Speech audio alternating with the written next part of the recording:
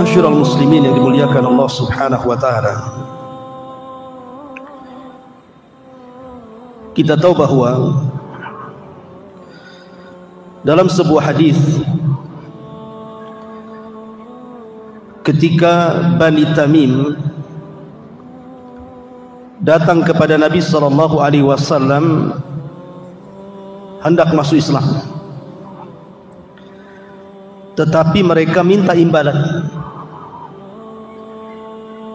Kemudian setelahnya datang penduduk Yaman dan ingin masuk Islam, dan mereka tidak minta imbalan karena memang dari hati nurani mereka ingin mendapatkan hidayah Islam. Kemudian di antara rombongan ahli Yaman itu bertanya kepada Nabi sallallahu alaihi wasallam soal ketuhanan, di mana Allah Subhanahu wa taala sebelum Allah Subhanahu wa taala menciptakan alam semesta ini. Maka Nabi sallallahu alaihi wasallam mengatakan, kana Allah wa lam yakun syai'un ghairu. Allah telah ada dan saat itu tidak ada apapun selain daripada Allah Subhanahu wa ta'ala. Dalam riwayat yang lain, Nabi sallallahu alaihi wasallam ditanya, aina kana rabbuna azza wa jal qabla an yakhluqa khalqa.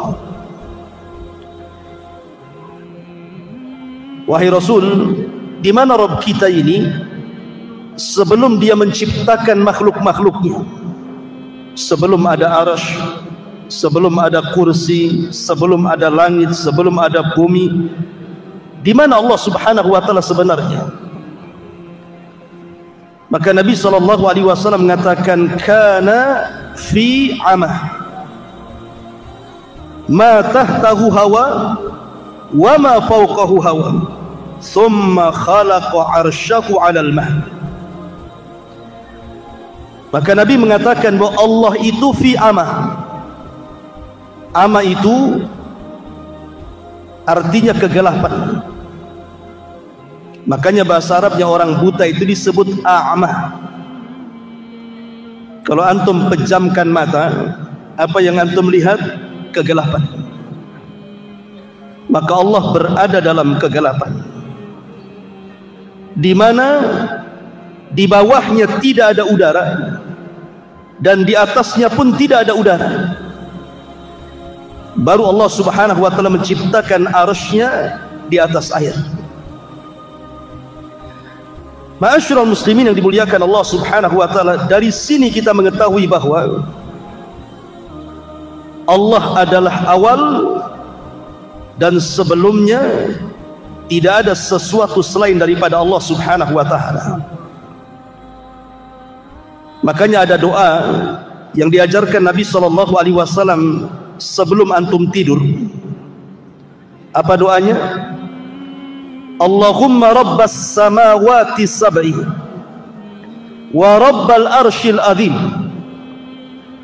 rabbana wa rabba kulli syai'in, faliqil habbi wan nawa, wa munzilat taurata wal injili wal furqah, a'udzu bika min syarri kulli syai'in anta akhidhum binasiyati, Allahumma antal awwal falaysa qablaka syai'un wa antal akhir falaysa ba'daka syai'un wa antal zahir falaysa fawqaka syai'un wa antal batin falaysa dunaka syai'un iqdi 'anna ad-daina wa aghnina minal faqri. Ya Allah, Rabbnya langit yang tujuh, Rabbnya arsy yang agung, Rabb kami dan Rabb segala sesuatu, yang membelah biji-bijian dan biji kurma, yang menurunkan Taurat, Injil dan Quran. Aku berlindung kepadamu dari kejahatan segala sesuatu. Engkaulah yang memegang ubun-ubunnya. Ya Allah, Engkaulah yang awal, maka tidak ada sesuatu pun sebelummu. Engkaulah yang akhir, maka tidak ada sesuatu pun setelahmu. Engkaulah yang zahir, maka tidak ada sesuatu pun yang ada di atasmu. Dan engkaulah yang batin, maka tidak ada sesuatu pun yang lebih dekat darimu. Lunasilah hutang kami dan cukupilah kami dari kemiskinan. Di sini ada kalimat antal awal falaysa qablaka syai'un.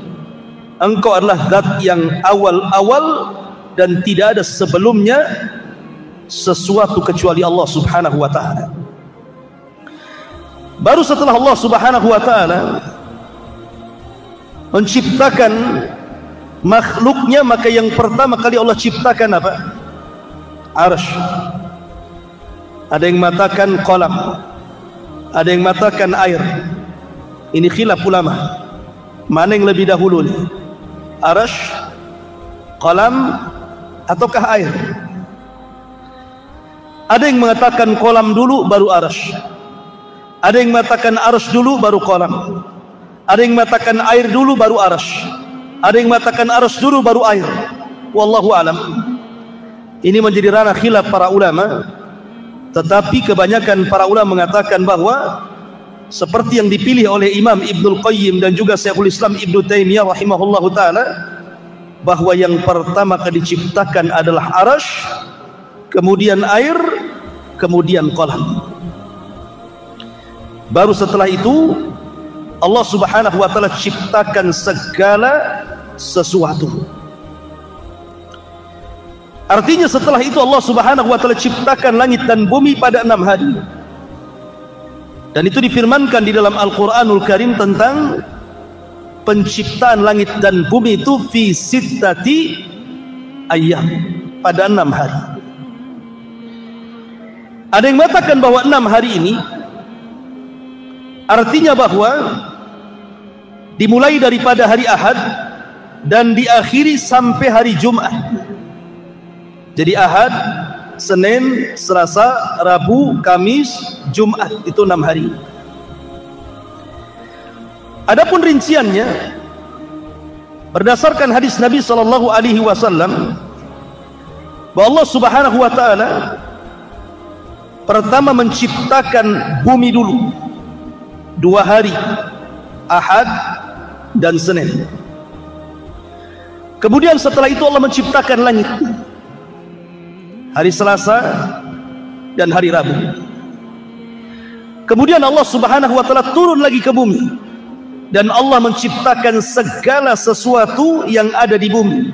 Allah ciptakan gunung-gunungnya, Allah ciptakan pantai-pantainya, Allah ciptakan lautannya dan berbagai macam fasilitas yang ada di bumi. Dan itu hari Kamis dan Jumat. Dalam sebuah hadis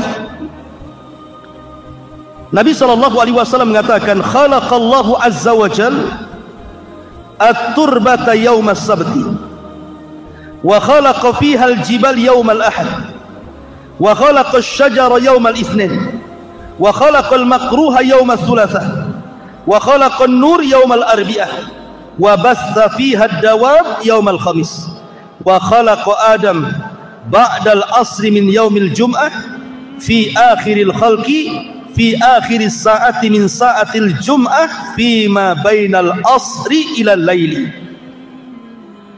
Rinciannya, Allah menciptakan tanah hari Sabtu, kemudian Allah ciptakan gunung hari Ahad, kemudian Allah ciptakan pohon-pohonan hari Senin, kemudian Allah ciptakan sesuatu yang tidak disukai manusia hari Selasa, kemudian Allah ciptakan cahaya hari Rabu, kemudian Allah Subhanahu wa taala ciptakan binatang-binatang hari Kamis, dan Allah ciptakan Adam setelah asar di hari Jumat.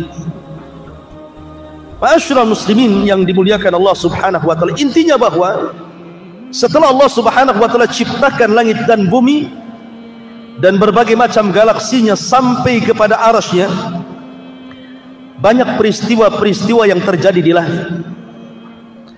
Apa saja peristiwa-peristiwa yang terjadi di langit itu? Tentu karena ini perkara gaib, harus berdasarkan nas. Langit kedua saja, jangan langit kedua, langit pertama saja kita tidak bisa melihatnya. Yang antum lihat itu awan, itu bukan langit. Karena langit itu sesuatu yang ada bangunannya. Dan Abdullah ibn Mas'ud radhiyallahu an ketika mengatakan jarak antara langit dan bumi itu perjalanan 500 tahun. Bayangkan perjalanan 500 tahun itu sampai di mana? Itu dari bumi ke langit, dalam asar Abdullah ibn Mas'ud radhiyallahu anhu. Makanya ketika para ulama membahas soal bulan, apakah bulan itu di bawah langit ataukah bulan itu di atas langit? Bagi yang mengatakan bahwa bulan itu di atas langit, berarti tidak ada orang yang sampai ke bulan. Tetapi kalau bulan itu di bawah langit, memungkinkan orang sampai ke bulan. Alasannya karena langit itu ada pintunya. Makanya dalam peristiwa Mi'raj, Nabi SAW dibawa oleh Jibril, dan Jibril tidak serta-merta langsung naik ke langit pertama, tapi lewat pintunya. Setelah Jibril kemudian meminta kepada penjaga pintu langit pertama tidak langsung membuka, tapi bertanya, "Man, siapa kamu?" Maka Jibril mengatakan, "Saya Jibril." "Siapa yang bersamamu?" "Muhammad." "Awa qad uhiya ilaih." Apakah sudah diwahyukan, diizinkan dia boleh naik? Kata Jibril, boleh, dan sudah diizinkan, baru dibuka. Artinya kalau posisi bulan itu di atas langit, berarti peristiwa Neil Armstrong yang naik ke bulan itu harus minta izin seperti minta izinnya Jibril kepada penjaga pintu langit, kan begitu? Mungkin nggak tuh Neil Armstrong kayak gitu tuh? Assalamualaikum. Waalaikumsalam. Siapa? Neil Armstrong. Mau kemana? Mau ke bulan. Sudah diizinin? Itu tidak tahu saya. Mana bisa kan? Artinya kalau seandainya bulan itu di atas langit, berarti Neil Armstrong itu harus minta izin dulu. Berarti mustahil Neil Armstrong diizinkan naik ke langit. Gak mungkin, dia orang kafir. Mana boleh diizinkan naik ke langit? Mana dalilnya orang kafir tidak diizinkan naik ke langit? Al-Quran yang mengatakan, "La tufattahu lahum abwabus sama wa la yadkhuluna al-jannah hatta yalijal jamalu fi sammil khiyah." Ruhnya orang-orang kafir tidak akan dibukakan pintu-pintu langit padanya, dan mereka tidak akan masuk ke dalam surga sampai ada cerita unta masuk ke lubang jarum. Artinya orang kafir tidak mungkin naik ke langit, kan? Karena tidak dibukakan pintunya. Berarti kalau memang bulan itu posisinya di atas langit, berarti dustalah kisah Neil Armstrong itu naik ke bulan. Tapi kalau bulan itu di bawah langit, mungkin, karena kalau di bawah langit tidak perlu naik ke pintu, tidak perlu izin, kan gitu ya. Tetapi mungkin ini berapa persen? Karena ada sebagian para ulama seperti Al-Imam Asy-Syinkiti dalam kitab Adwail Bayan itu membantah bahwa tidak mungkin orang sampai ke bulan, mustahil. Kemudian membawakan surah Ar-Rahman, "Ya ma'syaral jinni wal insi in istata'tum an tanfudhu ila samawati wal ardh fanfudhu la tanfuduna illa bisultan." Walaupun ada juga yang mengatakan mungkin, walaupun sekali lagi penelitian dunia sampai hari ini masih meragukan Neil Armstrong sampai ke bulan ataukah tidak sampai ke bulan. Ada yang mengatakan bahwa itu di studio, buktinya benderanya berkibar-kibar. Mana di bulan oksigen, macam-macam pokoknya ya. Intinya itu urusan orang pinter lah. Tetapi kita ini logika saja.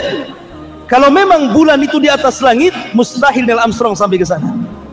Tapi kalau bulan di bawah langit, mungkin saja, wallahu a'lam. Ma'asyiral muslimin yang dimuliakan Allah Azza wa Jalla, di dalam Al-Quran Allah Subhanahu wa ta'ala berfirman, "Was-sama'i wat-tariq." Wa ma adraka mat-tariq? An-najmu saqit. Tariq itu artinya Anda mengetuk pintu, itu disebut tariq. Taraqal bab artinya mengetuk pintu. Dan yang dimaksud pintu di sini adalah pintu langit. Pintu langit ini tidak semua dibuka. Hanya waktu-waktu tertentu pintu langit ini dibuka. Contoh, dalam hadis Bara bin Azib radhiyallahu anhu, ketika Nabi SAW menceritakan tentang ruhnya seorang mukmin yang meninggal, apa kata Nabi SAW? Apabila ruhnya seorang mukmin dicabut, maka dicabut seperti tetesan yang terakhir yang keluar dari mulut teko. Kemudian setelah itu dicabut, ruh itu dicabut, maka malaikat maut tidak lama memegang ruh itu, langsung disambar oleh malaikat lain, kemudian diletakkan di kain kafan yang sangat harum, karena kain kafan itu berasal dari sorga. Kain kafan yang sangat halus, yang sangat harum, yang sangat indah, kemudian baunya sampai ke langit. Maka malaikat-malaikat di langit bertanya, ini ruhnya siapa? Kok harum sekali? Maka para malaikat pun membicarakan bahwa ini ruhnya Fulan ibn Fulan. Maka ruh itu diangkat ke langit, barulah pintu langit dibuka. Jadi rusulul maut, rasul-rasul kematian itu, para malaikat-malaikat yang membawa ruhnya seorang yang beriman akan mengetuk pintu langit pertama, kemudian dibuka. Kemudian pintu langit kedua sampai ketujuh. Setelah berhadapan dengan Allah Subhanahu wa taala ruh tersebut, maka Allah Subhanahu wa taala katakan, kembalikan ruh ke dalam jasadnya, letakkan catatannya fil illiyin, di tempat yang paling tinggi di surga. Artinya bahwa hanya ruh orang-orang yang beriman yang bisa naik ke atas langit.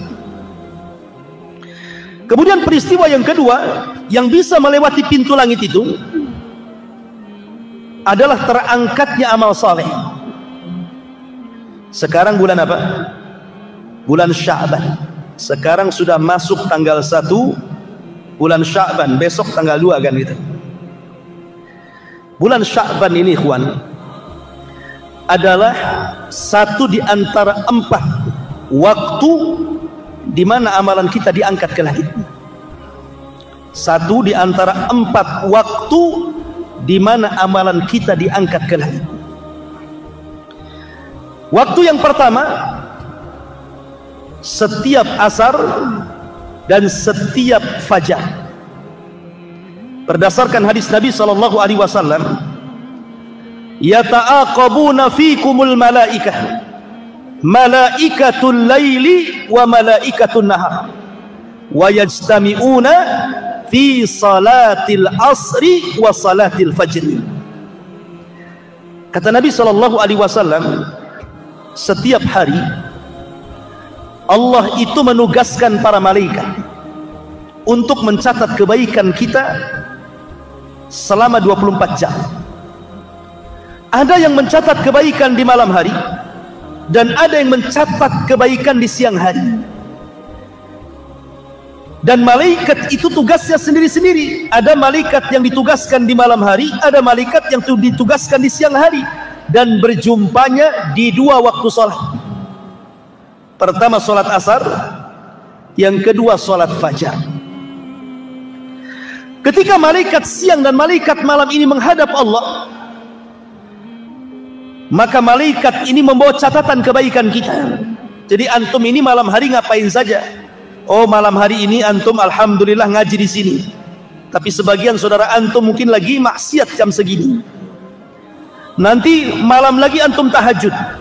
Nanti antum baca Quran, antum berwudu, antum berzikir, semua dicatat sampai waktu subuh.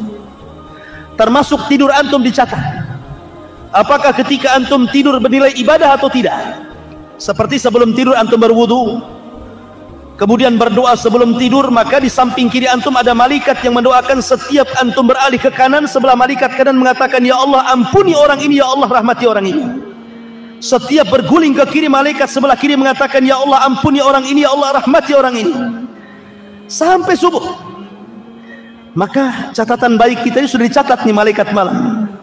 Maka ketika datang waktu fajar, saat manusia sedang sholat fajar subuh, maka malaikat malam naik ke langit. Ketika itu pintu langit pertama terbuka, kemudian disusul dengan pintu langit kedua, ketiga, keempat, sampai ketujuh terbuka, dalam rangka membawa catatan amal kita sampai di Sidratil Muntaha. Kemudian setelah itu malaikat yang mencatat amal kebaikan di siang hari turun ketika manusia sedang sholat subuh, kemudian mencatat kebaikan kita di pagi hari, di siang hari, di sore hari, sampai waktu asar. Maka mereka akan naik membawa catatan amalan kita untuk dilaporkan kepada Allah Subhanahu wa ta'ala. Makanya kenapa dua salat ini disabdakan Nabi SAW, man hafadha ala baradaini dakhalal jannah. Siapa yang menjaga dua waktu salat subuh dan asar, dijamin masuk surga. Karena itu pertukaran malaikat yang mencatat kebaikan siang dan juga malam. Ini alasan pertama bahwa setiap asar dan setiap subuh pintu langit terbuka untuk mengangkat catatan amal. Kemudian yang kedua, setiap hari Senin dan Kamis Nabi SAW bersabda, tu'radunal a'mal fi kullil khamis wasnaini. Akan ditampakkan amal-amal manusia pada setiap hari Kamis dan hari Senin. Karena dua hari ini adalah dua di mana pintu langit terbuka. Bukan hanya pintu langit saja, pintu surga terbuka. Setiap hari Senin pintu surga terbuka, setiap hari Kamis pintu surga terbuka, apalagi pintu langit. Untuk apa? Mengangkat catatan amal kebaikan kita. Dan semua manusia akan diangkat, kecuali dua orang nggak diangkat amalannya. Setiap Senin dan Kamis dua orang akan diangkat amalannya. Pertama, orang musyrik akan diangkat. Yang kedua, musyakhir, orang yang suka memutuskan silaturahim, orang yang ada masalah dengan orang tuanya, masalah dengan saudaranya, masalah dengan tetangganya, masalah dengan kaum muslimin, suka bertengkar, hasad, dendam, dengki, gak akan diangkat tuh amalannya. Kenapa Nabi SAW menyebutkan dua perkara, musyrik, musyakhir? Apa alasannya? Adapun musyrik, Allah mengatakan, la in asyrakta la yahbatanna amaluka wa la takunanna minal khasirin. Kalau engkau melakukan kesyirikan, hancur lebur amalanmu dan engkau termasuk orang yang rugi. Kalau hancur lebur, apa yang mau diangkat? Diangkat kalau ada amalannya. Kalau nggak ada amalannya, lo apa mau diangkat? Kan sudah lebur gara-gara kesyirikan dia. Kemudian musakhin, orang yang dengki, hasad. Maka Nabi mengatakan, iyyakum wal hasad, fa innal hasada ya'kulul hasanah kama ta'kulun narul khatab. Hati-hati kalian, jangan ada hasad di hati kalian, karena hasad itu bisa menghapuskan kebaikan kalian seperti api melalap seluruh kayu bakar. Lah kalau amalannya hangus dibakar api, seperti kayu bakar dilalap api sehingga jadi debu, apa yang mau diangkat? Makanya orang musyrik dan orang yang hasad dengki tidak akan diangkat amalannya sampai betul-betul orang itu mentauhidkan Allah dan orang itu saling memaafkan satu dengan yang lainnya, baru diangkat amalannya dan pintu langit akan dibuka.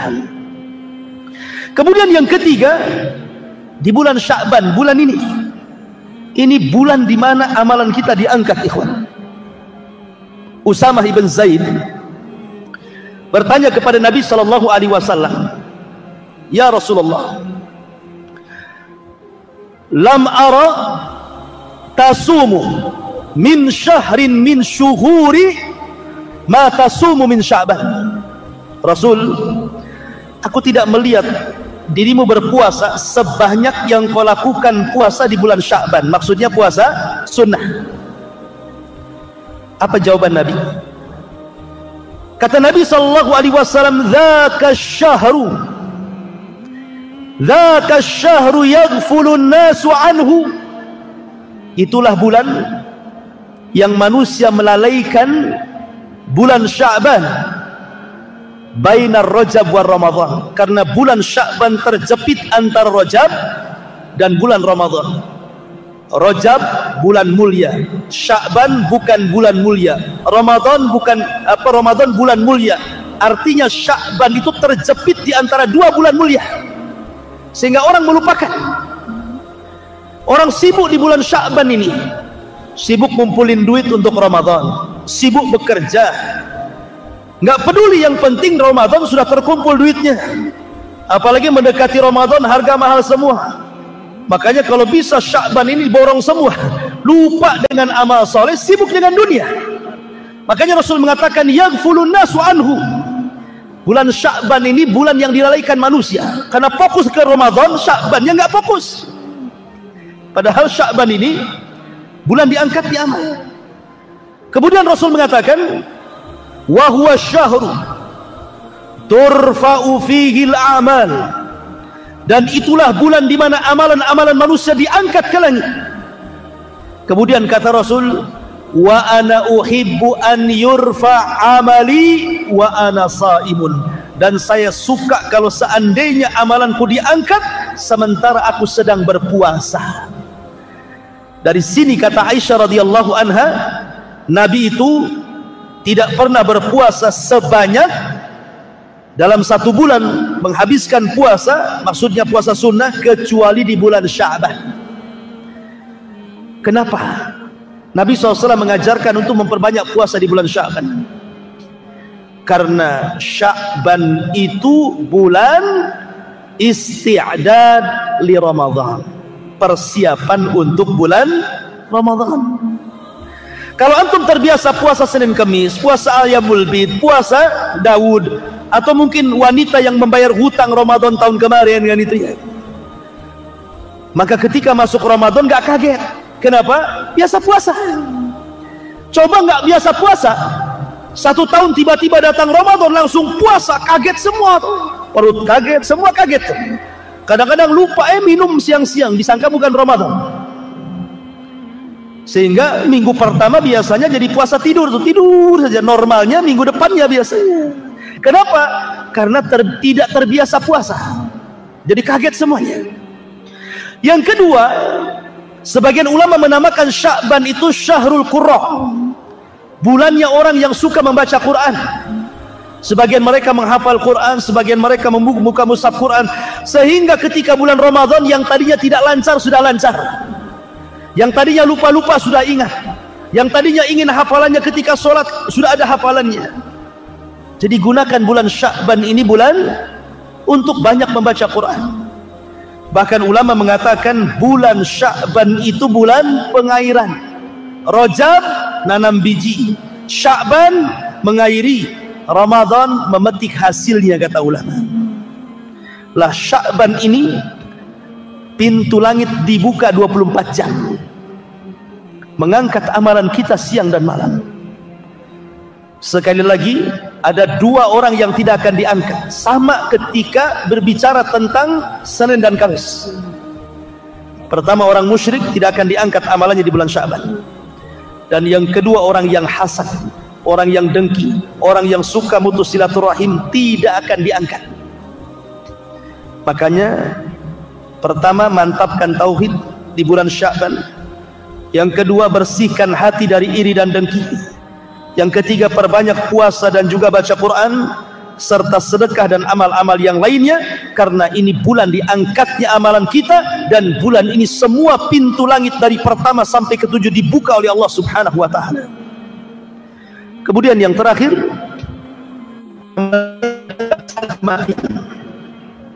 sebagaimana hadis Bara bin Azib tadi, ketika ruh diangkat, catatan ngikut dari bawah. Ketika menghadap Allah, maka Allah mengatakan, kembalikan ruh ke dalam jasadnya, tapi angkatlah fil illiyin, di tempat yang paling tinggi di sorga. Ini peristiwa langit yang luar biasa, di mana pintu-pintu langit terbuka saat diangkatnya amal. Ini yang kedua. Yang ketiga, Allah membuka pintu langit bagi manusia-manusia khusus. Pertama, Nabi Allah Idris alaihi salam. Ketika Allah Subhanahu wa taala mengatakan wa rafa'na makanan aliyya, dan kami angkat Idris ke tempat yang paling tinggi, ada sebuah asar, walaupun sebagian para ulama menganggap ini kisah Israiliyah, tetapi ma'ruf dicantumkan dalam kitab-kitab tafsir. Sekali lagi ini kisah Israiliyah. Kisah Israiliyah itu tidak perlu dibenarkan, tidak pula didustakan, cukup ditelaah saja ya. Kalau cocok dengan Quran Sunnah terima, kalau tidak cocok ya sudah, tidak usah diambil kan itu. Makanya Rasul mengatakan hadithu an bani Israil wala haraj, ceritakan tentang kisah Bani Israil tidak mengapa. Jadi suatu ketika Nabi Idris ini oleh Allah Subhanahu wa taala karena melihat semangat ibadahnya, semangat dakwahnya, maka Allah Subhanahu wa taala memberikan pahala kepada Idris setiap harinya sebanyak umat yang didakwahinya. Idris mendapatkan pahala besar, senang dia. Akhirnya dia berdialog dengan malaikat Jibril. Ya Jibril, gimana caranya Allah menangguhkan kematianku supaya aku bisa umurnya panjang? Kata malaikat Jibril, bukan wewenangku, aku ini menurunkan wahyu, bukan pencabut nyawa. Kalau engkau ingin bernegosiasi tentang masalah usia, ngobrol langsung sama malakul maut, karena dia yang berhak mencabut nyawa seseorang. Kata Idris, kalau begitu jumpakan aku dengan dia. Maka kemudian Idris dibawa oleh malaikat Jibril kemana? Ke langit keempat, birruhi wal jasad, dengan ruh dan jasadnya. Otomatis langit pertama harus dibuka pintunya dong, kedua, ketiga, sampai keempat kan gitu. Makanya dalam peristiwa Isra Mi'raj Rasul berjumpa dengan Idris di langit keberapa? Keempat. Ya. Maka sesampainya di langit keempat, tiba-tiba malaikat maut sudah di situ. Padahal belum dipanggil Jibril. Jibril kan pemimpin malaikat, dia berhak memanggil malaikat manapun karena dia pemimpinnya. Ketika sampai di langit keempat, kok malakul maut sudah di situ, seolah-olah menunggu. Maka Jibril mengatakan, heran, aku belum memanggil kamu, kok kamu sudah di sini? Kata malakul maut, aku juga heran. Aku ditugaskan oleh Allah Subhanahu wa taala mencabut nyawa manusia, mana ada manusia di langit keempat. Ya sudah, aku turun saja ke langit keempat katanya. Kata Jibril, jangan-jangan yang kau maksud adalah Idris, karena tidak ada manusia di langit keempat kecuali dia, kan begitu ya. Idris mau minta tambah umur, malaikat maut pula ditugaskan nyabut umur. Itulah ajal. Apabila sudah sampai waktunya, tidak mungkin mundur, tidak mungkin maju. Di mana ada kaidah al-hadaru la yamna'ul qadar, menghindar dari kematian itu tidak mencegah takdir kematian. Orang ini kan mau menghindar dari kematian kan, takdir kematiannya sampai di situ. Ini yang pertama. Yang kedua, Isa bin Maryam. Ketika tentara Romawi, orang-orang Yahudi mengepung markas Isa bin Maryam, ketika itu Isa sedang bersama orang-orang Hawariyun, sahabat-sahabat setia Isa bin Maryam. Isa tahu dia akan ditangkap, dibunuh, disalib. Maka Isa mengatakan kepada murid-muridnya, siapa yang ingin kuserupakan wajahnya denganku, maka kujadikan dia temanku di sorga. Maka satu di antara murid Isa siap digantikan wajahnya, diusaplah wajahnya sehingga mirip dengan Isa. Maka Isa pun tidur, kemudian diangkat ke langit birruhi wal jasad, dengan ruh dan jasad. Kemudian orang yang diserupakan itu ditangkap, disalib dan dibunuh. Maka orang Yahudi mengklaim bahwa mereka sudah membunuh Isa bin Maryam. Padahal Isa tidak dibunuh, Isa tidak disalib, Isa diangkat ke langit. Ketika Isa diangkat ke langit, otomatis pintu langit dibuka, dan dia pun tinggal di langit kedua bersama Yahya ibn Zakaria. Dan Isa ditemui oleh Rasul birruhi wal jasad karena belum mati. Maka dia berada dengan ruh dan jasadnya di langit kedua. Beda dengan para nabi yang lain, dijumpai oleh Rasul ruhnya saja, tetapi Isa ruh wal jasad. Ini peristiwa yang kedua. Yang ketiga, peristiwa Isra Mi'raj. Nabi sallallahu alaihi wasallam dimi'rajkan oleh Allah Subhanahu wa taala dari mana? Baitul Maqdis. Kenapa dari Baitul Maqdis? Karena pintu langit sejajar dengan Baitul Maqdis. Kenapa tidak dari Mekah saja? Langsung ke Sidratul Muntaha, turun lagi ke Mekah. Kenapa mesti dari Baitul Maqdis ke Sidratul Muntaha, balik lagi ke Baitul Maqdis, baru kemudian ke Mekah? Ulama mengatakan karena pintu langit sejajar dengan Baitul Maqdis, maka harus dari situ Rasul naik. Yang kedua, Baitul Maqdis itu kiblatnya para nabi, sehingga Nabi SAW harus sampai ke kiblatnya para nabi. Kemudian yang ketiga, di Baitul Maqdis inilah semua para nabi menyerahkan estafet dakwah mereka kepada Nabi. Karena ketika Rasul sampai di Baitul Maqdis, Rasul jadi imam. Di belakangnya para nabi, semuanya para nabi. Dan Nabi SAW jadi imam mereka, seolah-olah para nabi menyerahkan bahwa estafet dakwah kami, wahai Muhammad, ku serahkan kepada kamu. Makanya Nabi ajarannya akan sampai kepada seluruh para nabi yang di belakangnya. Ajaran Islam yang dibawa Rasul akan sampai ke daerah-daerah yang para nabi sholat di belakangnya. Makanya kita lihat bagaimana Islam menyebar di seantero dunia, kan? Ada di mana-mana. Mana negeri para nabi itu? Negeri para nabi itu Syam, Irak, Mesir, Jazirah Arab. Itu negeri para nabi. Dan Islam berkembang di 4 tempat. Mesir berkembang Islam sampai hari ini, Syam berkembang Islam hari ini, Irak berkembang Islam hari ini, Jazirah Arab berkembang Islam dari ini. Kenapa? Karena Rasul jadi imam di belakang para nabi yang pernah mendakwai daerah-daerah tersebut. Bahkan Islam bukan hanya berkembang di 4 negara, Mesir, Irak, Arab, tapi sampai ke semua benua. Benua Asia, benua Afrika, benua Eropa, semua ada Islam. Ma'asyiral muslimin yang dimuliakan Allah Azza wa Jalla, dari sinilah Rasul Sayyidul Anbiya'i wal Mursalin, pemimpin para nabi dan rasul. Baru Nabi diangkat ke langit, kemudian berjumpa dengan Adam di langit pertama. Kenapa berjumpa dengan Adam? Supaya menjadi ibrah bahwa, karena kita tahu bahwa peristiwa Isra Mi'raj itu kan saat kesulitan dakwah, ikhwan. Paman Rasul meninggal, istrinya meninggal, tidak bisa berdakwah di Mekah, akhirnya hijrah ke Taif, sampai dilempari batu, mau masuk ke Mekah lagi tidak bisa. Jadi Rasul itu sedang kesulitan berdakwah. Lah disitulah Allah Isra Mi'rajkan ke langit. Jadi ketika melihat para nabi, banyak pelajaran yang Nabi SAW ambil dari para nabi di langit. Pertama berjumpa dengan Adam. Sebagaimana Adam hijrah dari surga ke dunia, maka Rasul pun akan hijrah dari Mekah ke Madinah. Kemudian setelah itu berjumpa dengan Isa dan Yahya. Apa hikmahnya? Isa dan Yahya disakiti orang Yahudi, bahkan Yahya dipenggal lehernya untuk menjadi mahar seorang wanita pelacur bagi seorang raja. Begitu juga Isa, hampir dibunuh kalau bukan karena diangkat Allah. Artinya Nabi pun akan mengalami hal yang sama. Setelah hijrah dari Mekah ke Madinah, dia akan dihadapkan dengan permusuhan bersama orang-orang Yahudi. Bagaimana Yahudi Bani Nadir akan membunuh Rasul, bagaimana Bani Quraidah yang meracun Nabi SAW, bagaimana orang-orang Khaybar yang mengirim tukang sihir Labid bin Asam untuk menyihir Nabi SAW. Artinya Rasul akan dihadapkan dengan permusuhan besar dengan orang-orang Yahudi. Kemudian naik ke langit ketiga, berjumpa dengan Nabi Yusuf. Kenapa berjumpa dengan Nabi Yusuf?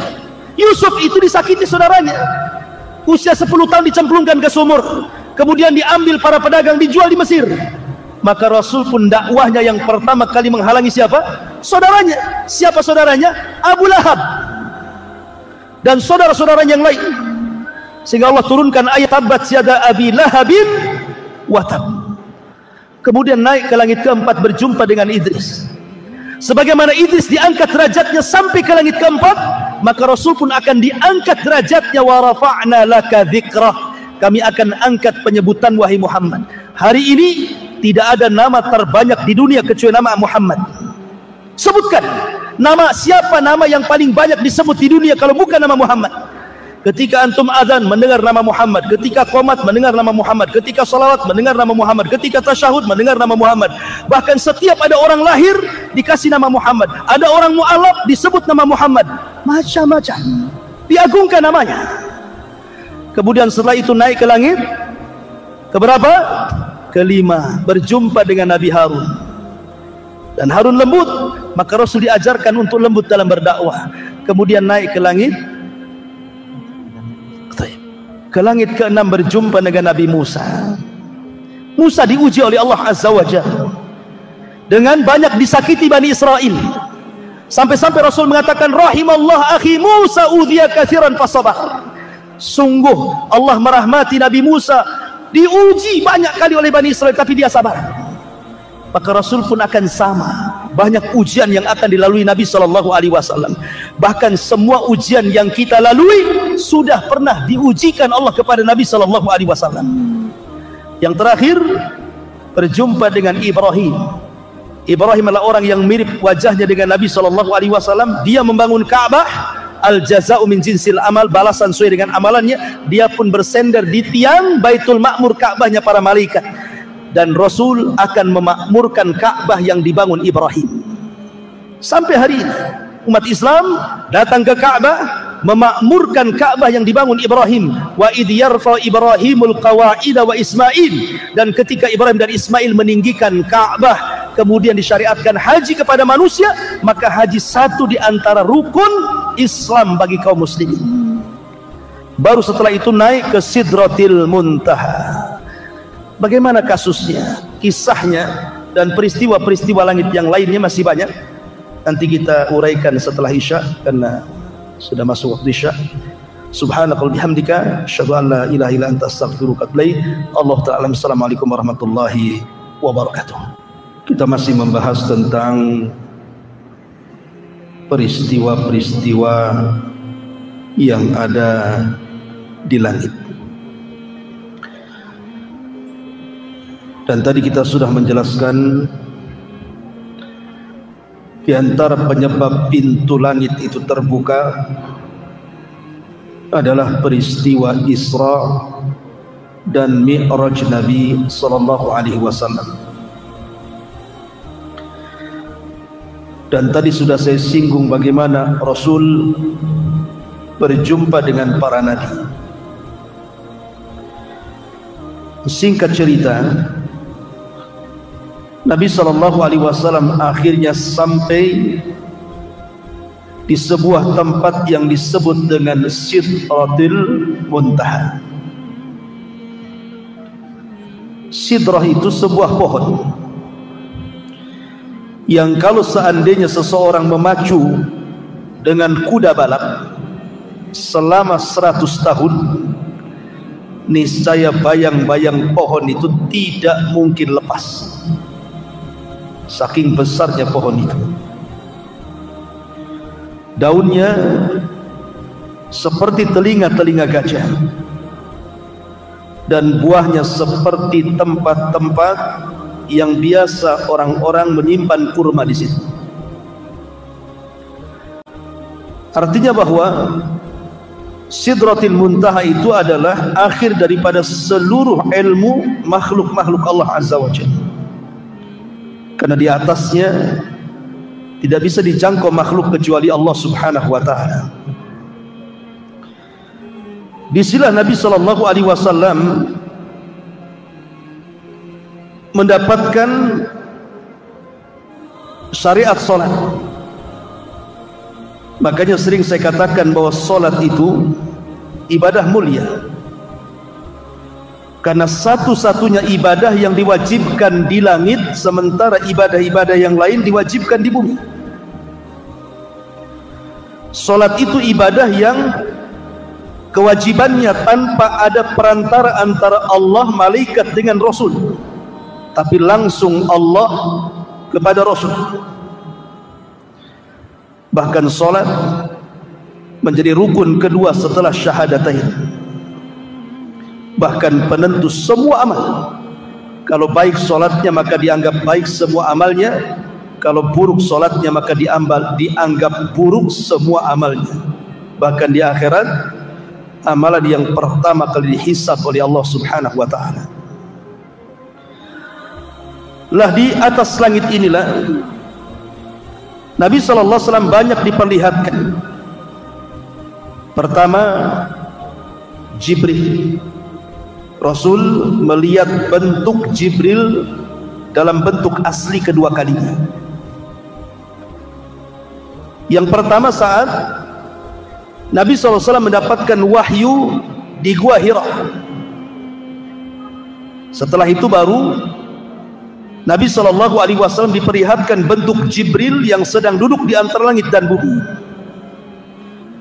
Kemudian kali kedua saat peristiwa Mi'raj, Nabi diperlihatkan bagaimana bentuk Jibril yang memiliki 600 sayap, yang satu sayap saddal ufuk, memenuhi langit, sehingga kalau antum melihat ke depan sayap Jibril, ke belakang sayap Jibril, samping kiri kanan sayap Jibril, saking menutup ufuk. Kemudian yang kedua, Nabi SAW diperlihatkan para nabi. Kemudian yang ketiga, termasuk Nabi SAW diperlihatkan Baitul Ma'mur.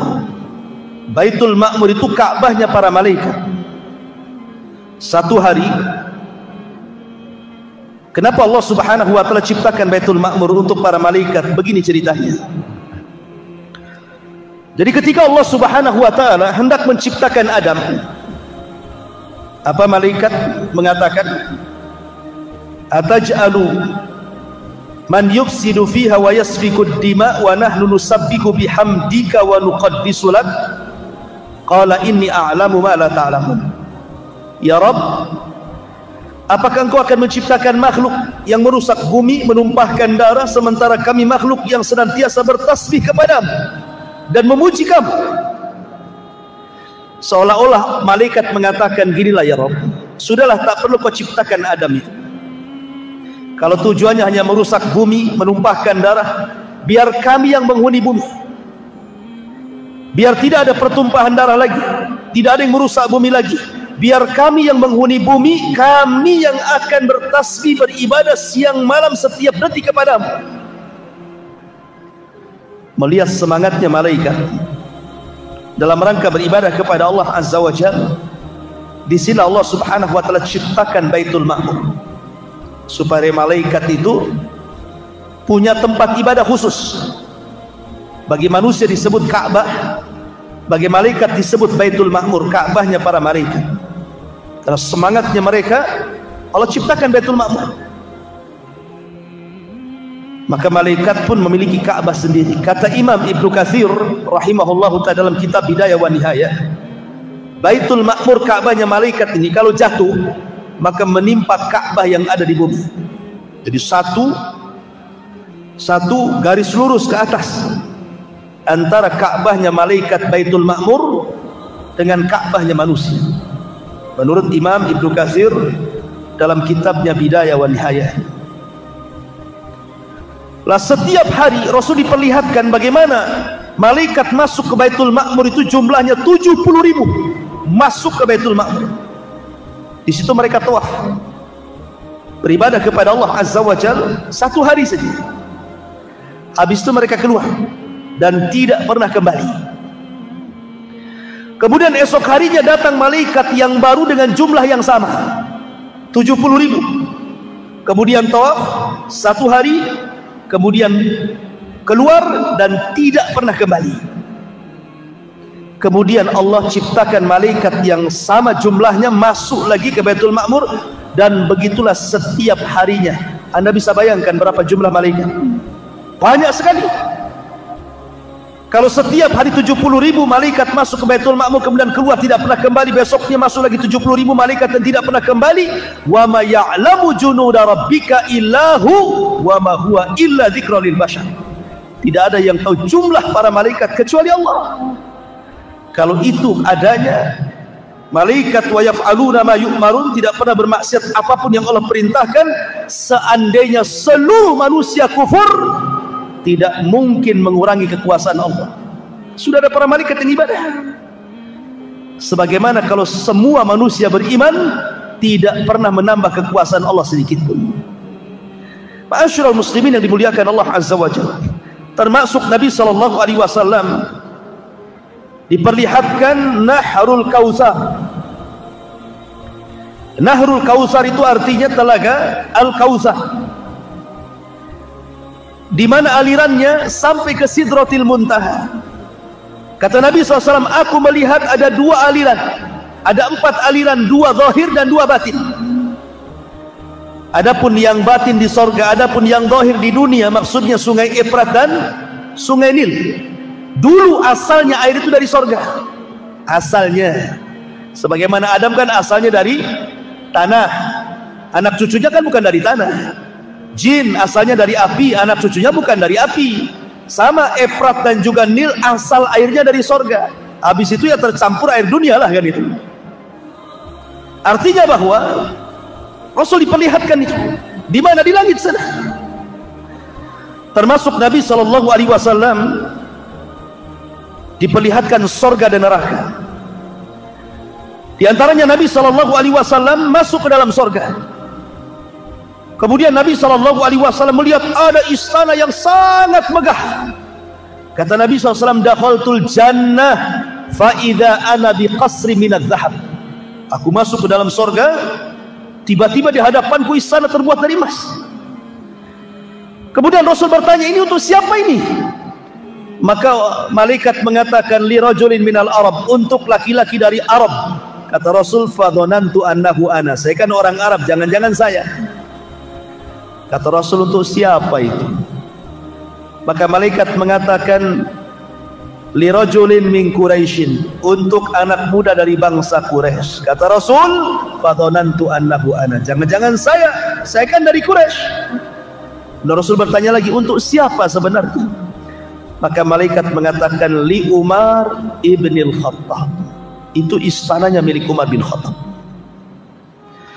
Kemudian Nabi SAW masuk ke dalam sorga, didengarnya ada suara terompah, suara sandal. Kemudian ditanya, itu suara sandal siapa itu? Maka dikatakan, itulah suara sandalnya Bilal bin Rabah.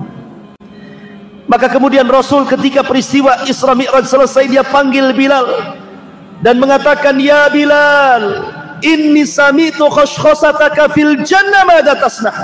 Bilal, aku mendengar suara terompahmu di sorga, apa yang kau lakukan sebenarnya?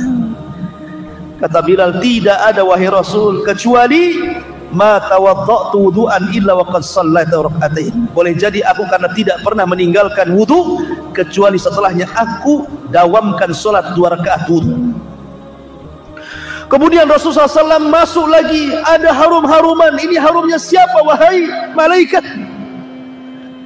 Rupanya ini suara wangian dari Masyitah ibnati Fir'aun, dari Masyitah tukang sisir anak putrinya Fir'aun. Kemudian dikisahkan, dulu waktu dia nyisir anak Fir'aun, anak putrinya Fir'aun, karena Fir'aun tidak punya anak laki-laki, semua anak perempuan Fir'aun itu disisir, sisirnya jatuh. Masyitah yang beriman kepada Musa dan menyembunyikan keimanannya refleks mengatakan Bismillah, diambil sisir itu.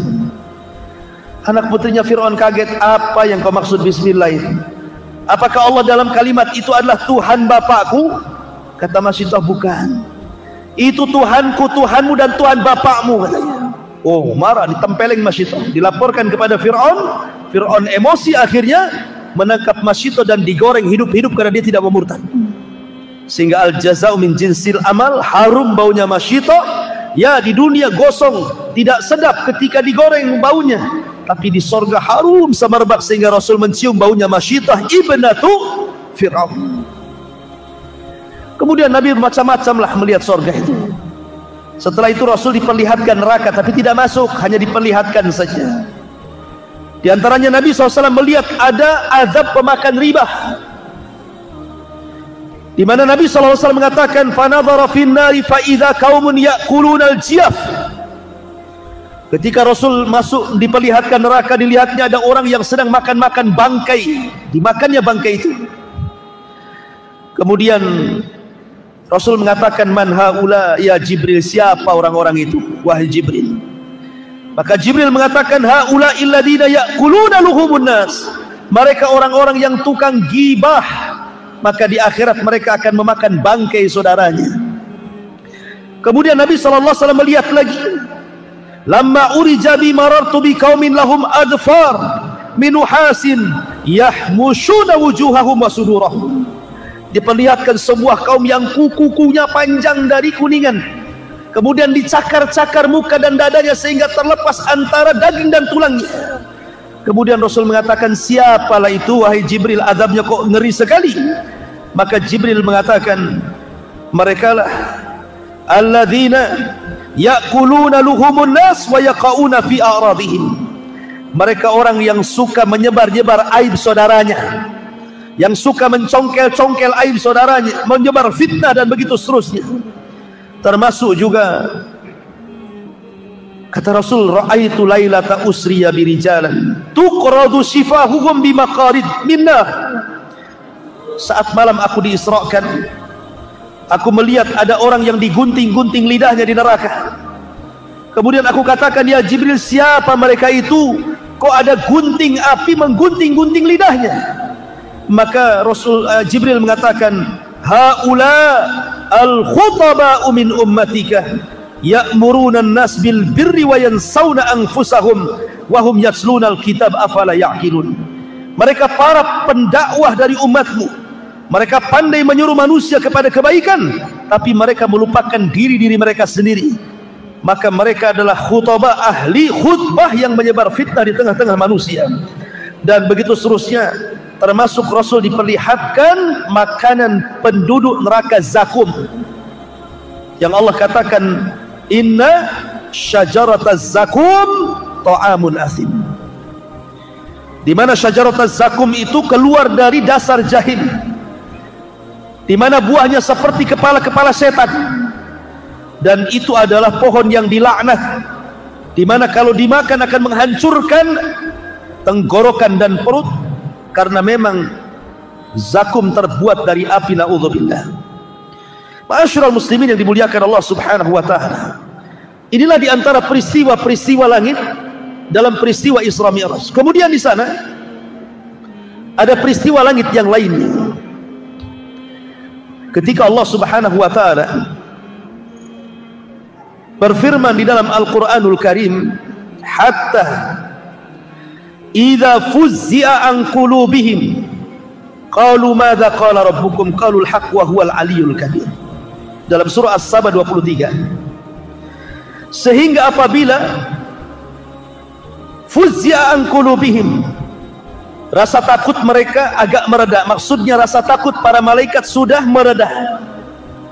Qalu, maka malaikat bertanya kepada Jibril, madza qala rabbukum, apa yang difirmankan Rabb kalian kepada kami wahai Jibril? Maka Jibril mengatakan, qalul haqq wa huwal aliyyul kabir, kebenaran dan kebenaran. Begini ikhwan, disebutkan di dalam hadis yang dikeluarkan Imam Muslim dan yang lainnya. Jadi suatu ketika Nabi SAW sedang duduk seperti ini malam-malam, jatuh meteor, melesat dari langit meteor. Kemudian Nabi SAW bertanya, kalau ada meteor, kira-kira menurut kalian waktu di zaman jahiliyah itu pertanda apa? Ya, Rasul bertanya, kalau ada meteor di malam hari, sewaktu kalian jahiliyah itu tuh pertanda apa itu? Maka para sahabat mengatakan, kalau seandainya meteor jatuh pada zaman jahiliyah, maka mereka mengatakan boleh jadi wulidal lailata rajulun azim au mata rajulun azim. Boleh jadi malam itu mati orang yang mulia atau hidupnya orang yang mulia, lahirnya orang yang mulia atau matinya orang yang mulia. Kata Nabi SAW, bukan. Meteor itu bukan lahirnya orang yang kelak akan menjadi orang besar atau matinya orang yang dianggap besar. Kemudian Rasul menjelaskan, fa innaha yurma biha, karena sesungguhnya meteor itu dilemparkan lisyayat, syuhuban lisyayatin, itu dalam rangka melempar-lempar dengan mata api itu setan-setan yang berusaha langit, naik ke langit. Kemudian Rasul mengatakan, apabila Allah subhanahu wa ta'ala memerintahkan kepada para malaikat, kita tahu bahwa bumi ini dan langit serta alam semesta Allah yang ngatur, Allah yang ciptakan, Allah yang kuasai. Tetapi aturan-aturan Allah itu dipegang oleh para malaikat. Seperti menurunkan hujan, Allah perintahkan turunkan hujan, maka malaikat akan turunkan hujan. Buat gempa, maka malaikat buat gempa. Buat tsunami, maka malaikat buat tsunami. Gunung meletus, maka malaikat buat gunung meletus. Tumbuhkan tuh di ladang, di sawah, maka malaikat akan menumbuhkan atas perintah Allah. Makanya ada hadis dalam Sahih Muslim atau Sahih Bukhari kalau tidak salah, di zaman Bani Israel ada orang yang jalan di kebun, tiba-tiba ada awan hitam di atas kepalanya. Tiba-tiba di balik awan itu ada suara iski hadiqata fulan, hujani kebunnya si fulan. Anak muda yang berjalan di pematang ladang ini kaget, kok ada suara di balik awan, dan mengatakan hujani kebun si fulan. Diikuti awan itu sampai akhirnya awan itu persis di bawah kebun si fulan, tiba-tiba menghujani kebun itu. Anehnya yang lain tidak kehujanan, kebun sapetak itu saja dihujani. Kemudian awan ini pergi. Kemudian orang ini heran, ditunggu siapa pemiliknya. Ketika datang pemiliknya ditanya, apakah engkau yang punya kebun? Ya. Namamu siapa? Dia mengatakan fulan ibn fulan. Kaget, oh, kok persis seperti nama yang disebut di balik awan itu. Kemudian orang ini mengatakan, apa yang kau lakukan dengan kebunmu ini? Maka dia mengatakan, aku kalau panen aku buat 3. Sepertiga aku kembalikan ke ladang, sepertiga aku sedekahkan, dan sepertiga untuk keluargaku. Oh, artinya sedekah itu membawa rizki. Artinya yang membawa awan ini siapa? Malaikat. Jadi Allah Subhanahu wa ta'ala kalau memerintahkan sebuah perkara, apa kata Rasul? Maka Allah akan membuat suara seperti rantai besi yang dipukul-pukulkan ke batu yang sangat keras. Dan itu suara gemerincing yang membuat para malaikat satu langit pingsan. Tidak ada yang siuman. Semua dibuat pingsan oleh Allah Azza wa Jalla. Baru setelah kemudian semua malaikat yang di langit pingsan, yang pertama kali siuman siapa? Jibril. Karena tidak boleh ada yang boleh mendengar bagaimana Allah mewahyukan kepada Jibril kecuali Jibril. Sebab kalau semua dengar, apa fungsi Jibril? Ya. Bukankah Jibril dimuliakan karena mendapatkan wahyu? Maka Jibril dipanggil oleh Allah Azza wa Jal, kemudian ditugaskan, ya Jibril, buatlah ini, sampaikan kepada seluruh malaikat. Maka selesai kemudian Allah berfirman kepada Jibril, semua malaikat dari mulai langit pertama sampai ke malaikat yang memegang arsy Allah, memikul arsy Allah, semua siuman. Maka Jibril turun pertama ke malaikat pemikul arsy. Kemudian para malaikat pemikul arsy mengatakan, "Madza qala rabbukum ya Jibril?" Apa yang difirmankan Rabb kami? "Madza qala rabbuna ya Jibril?" Apa yang difirmankan Rabb kami untuk kami wahai Jibril? Maka Jibril mengatakan ini. Maka semua malaikat di arsy bertasbih semuanya. Semua bertasbih. Ingat, malaikat arsy itu difirmankan oleh Allah Subhanahu wa taala, wa yahmilu arsya rabbika fawqahum yawma idzin samaniyah. Malaikat pemikul arsy itu jumlahnya 8. Bukan 8 malaikat, kata Ibnu Abbas, arti 8 di sini 8 saf. Yang satu saf itu tidak ada yang tahu kecuali Allah jumlahnya. Yang satu malaikat pemikul arsy itu kakinya sampai ke dasar bumi, badannya menjulang ke langit pertama, kedua, ketiga, keempat sampai ketujuh, bahunya baru memikul arsy. Makanya Nabi SAW ketika mensifati malaikat pemikul arsy itu, antara daun telinga sampai ke bahu masirata 700 amin, perjalanan 700 tahun. Antara lehernya ini 700 tahun perjalanan. Saking tinggi besarnya malaikat pemikul arsy itu semua bertasbih ketika mendengar perintah titah Allah Subhanahu wa taala. Kemudian Jibril turun ke langit ke-7 memberitahu titah perintah Allah, semua malaikat di langit ke-7 bertasbih. Begitu juga langit ke-6, ke-5, ke-4, ke-3, ke-2 sampai pertama. Kata malaikat yang di langit pertama, "Madza qala rabbuna ya Jibril?" Apa yang diperintahkan Rabb kami kepada kami wahai Jibril? Kata Jibril, perintah ini. Semua malaikat bertasbih langit pertama.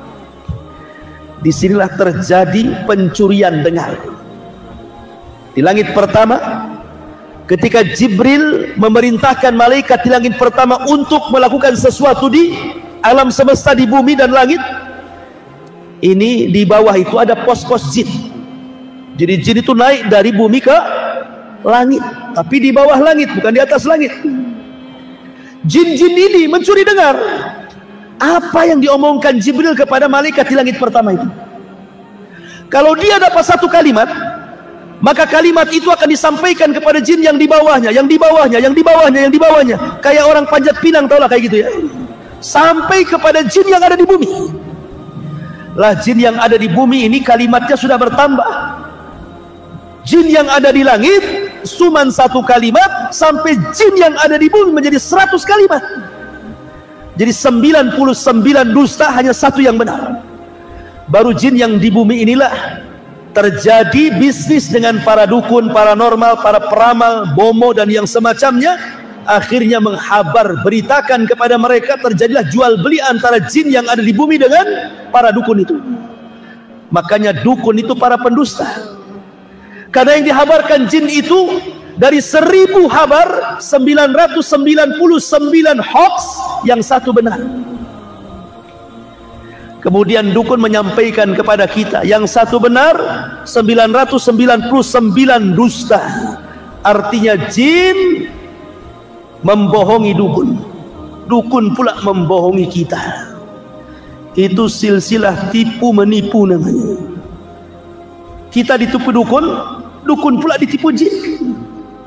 Makanya mereka itu terkenal para pendusta, jangan dibenarkan. Kalaupun benar, itu yang benar tuh. Tapi 99% semuanya dusta. Ma'asyiral muslimin yang dimuliakan Allah Azza wa Jalla. Itulah kejadian peristiwa langit, di mana Allah Subhanahu wa taala memerintahkan para malaikat untuk ditugaskan lewat Jibril sampai kepada peristiwa pencurian dengar jin kepada perintah Allah lewat malaikat Jibril langit pertama. Kemudian peristiwa yang lain di langit itu, peristiwa nuzulul Quran, turunnya Al-Quran. Turunnya Al-Quran itu sebenarnya, pertama Allah memerintahkan kolam untuk mencatat Al-Quran, kemudian diletakkan di Lauhil Mahfuz. Yang kedua, di malam Lailatul Qadar, Quran itu turun, tidak langsung ke bumi. Kemana? Ke Baitul Uzzah. Di langit pertama ada tempat namanya Baitul Uzzah. Disitulah Al-Quran 30 juz disimpan. Sebelum turun ke bumi diangsur-angsur sampai 23 tahun, baru sempurna 30 juz. Dan di malam Lailatul Qadar, para malaikat turun dari langit ke bumi, jauh jumlahnya lebih banyak dibandingkan kerikil yang ada di permukaan bumi. Ini peristiwa yang langka luar biasa, setahun sekali di malam Lailatul Qadar. Malaikat sampai turun, sampai dipimpin Jibril. Kalau bukan peristiwa yang luar biasa, apa namanya? Bumi dipenuhi malaikat. Dan banyak lagi peristiwa-peristiwa yang terjadi di langit, karena juga waktu. Wallahu a'lam bishawab.